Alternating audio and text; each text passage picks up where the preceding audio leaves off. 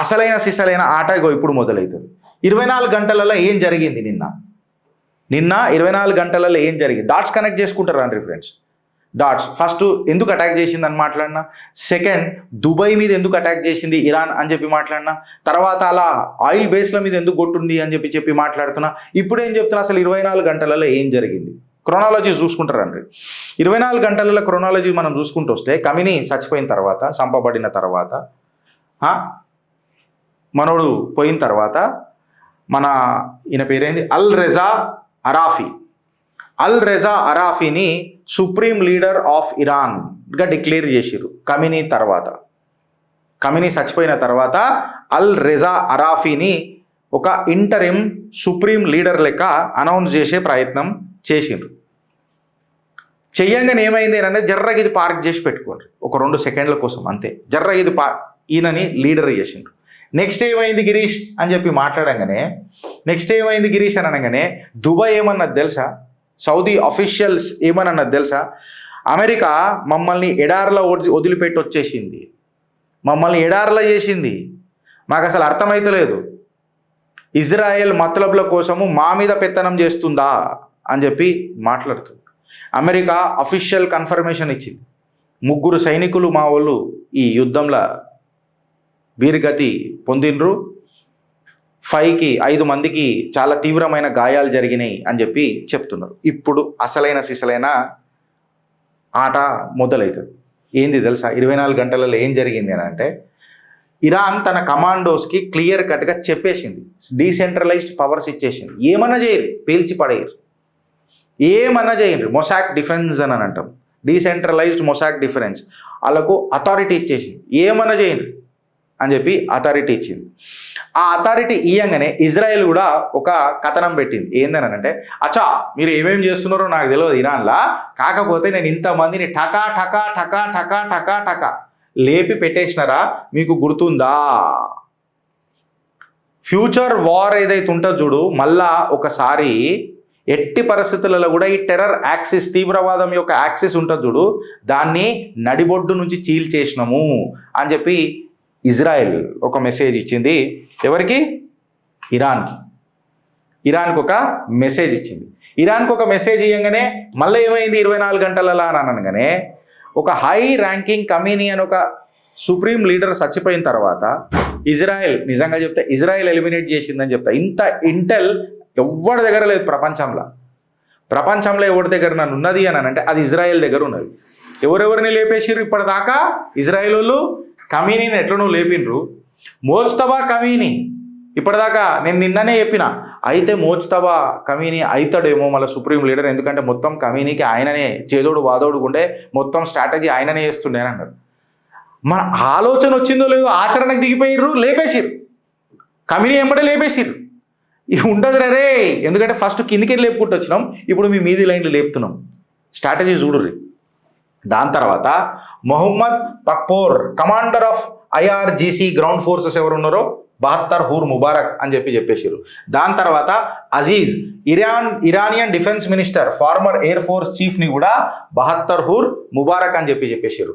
అట్లనే Ali Shamkhani, former secretary of the supreme national security council, Ismail Qaani, former ఎవరైనా commander of the IRGC Quds force, Sayyid Mousavi, commander in chief of the Iranian army, Mohammad Shirazi అనంట, chief of the supreme leader's military bureau, Majid Mousavi, IRGC air force chief, Abbas deputy commander of operations, Mohammad Reza Zahedi. వీళ్ళందరిని ఏం చేసిండ్రు? బహత్తర్ హూర్ ముబారక్. ఆలోచన కూడా రాణిస్తలేరు. ఎవరు? నేను అమెరికా ఇక్కడ కొట్రాబాయ్ అని చెప్పి కొడుతున్నారు వాళ్ళు. బట్ ఇంటెల్ ఎవరు ఇస్తున్నారు? ఇజ్రాయెల్. సో ఎవరితో పెట్టుకుంటే ప్రాబ్లం అవుతుంది ఇస్లామిక్ బ్రదర్హుడ్కి? ఇప్పుడు ఇజ్రాయెల్. వీడికి వచ్చింది కదా. ఇప్పటిదాకా నేను ఏమన్నా, ఇప్పటిదాకా మీకు ఒక ఫోటో పెట్టిన, ఏది? ఇగో ఇది. ఏమనని?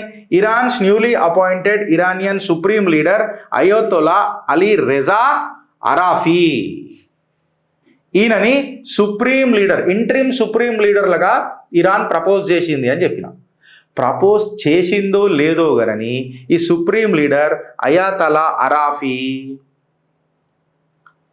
అలీ రెజా అరాఫీ ఎవరైతే ఉన్నారు కదా ఆయనని ఢల్ వేసి పడేసారు. ఆయన రోల్ తీసుకొని ప్రమాణ స్వీకారం చేసిండో లేదో ఇజ్రాయెల్ మొసాడ్ వేసేసిండ్రు. ఆడికే ఆగలే. ఇంకో ఘట్టం జరిగింది. ఏంది తెలుసా? హెజ్బుల్లా గాడు ఉన్నాడు కదా, వాడొకడు కూడా చెప్పి హెజ్బుల్లా చీఫ్ ఏమన్నాడు తెలుసా?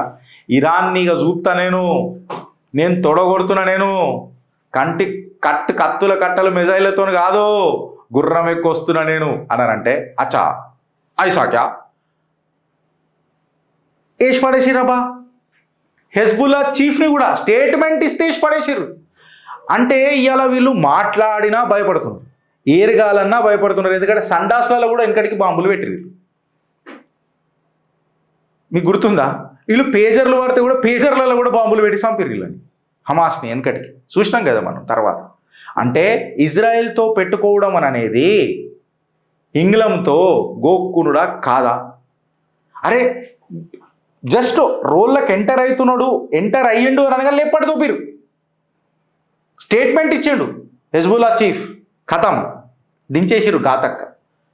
సో ఇవాళ ముస్లిం బ్రదర్హుడ్ ఇప్పుడు మనం ఆడికి వస్తున్నాం. ఇక ముస్లిం బ్రదర్హుడ్ ఏదైతే అంటున్నాం కదా, ఆయిల్, డ్రోన్స్, ఈ హిపోక్రసీ ఇదంతా మనం డీకోడ్ చేసుకుంటూ వస్తే కామ్గా సౌదీ అరేబియా ఏదైతే ఆయిల్ బేస్ల మీద పేల్చిరు కదా, పేల్చిన తర్వాత ఏమని మెసేజ్ ఇచ్చిండ్రు క్లియర్ కట్గా చెప్పాలనంటే ఆ రాజ్యం యొక్క ఎకనామిక్ హార్ట్ బీట్ మీద కొట్టిరు. అంటే ఇరాన్ ఏమంటుంది, మళ్ళీ ముస్లిం బ్రదర్హుడ్ అని అన్నావుగా, వాడెవడో మమ్మల్ని టచ్ చేస్తే నువ్వు మాకు సపోర్ట్ చేయకుండా అమెరికా యొక్క ప్రాక్సీని పెట్టుకొని కథలు కొడతానంటే నేను నిన్ను కొడతా, నీ ఆయిల్ని కూడా కొడతా, నీ ఎకనామిక్ హార్ట్ బీట్ని కూడా కొడతా. ముస్లిం బ్రదర్హుడ్ ఎడిపోయిందని చెప్పి ఇవాళ చిత్రగుప్తులో మనం మన్ కీ బాత్లో మాట్లాడుకోవాల్సి వస్తుంది.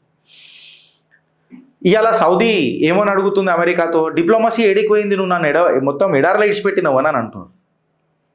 సౌదీ ఏమని అడుగుతుంది, అరే ఎవడన్నా ఇరాన్ని బాంబ్ చేయగలుగుతారా అని అంటుంది. కాకపోతే వ్యక్తిగతంగా మాట్లాడుతున్నప్పుడు ఏమంటుంది, అరే నా ఆర్థిక గుండెకాయ మీద కొడుతున్నాడు రా నాయన, డైలాగులతో మాట్లాడుర్రే నాయన, బాంబులు ఎందుకు వేస్తున్నారు, డిప్లొమసీ మాట్లాడుర్రే అని చెప్పి సౌదీ అరేబియా పబ్లిక్గా మాట్లాడుతుంది.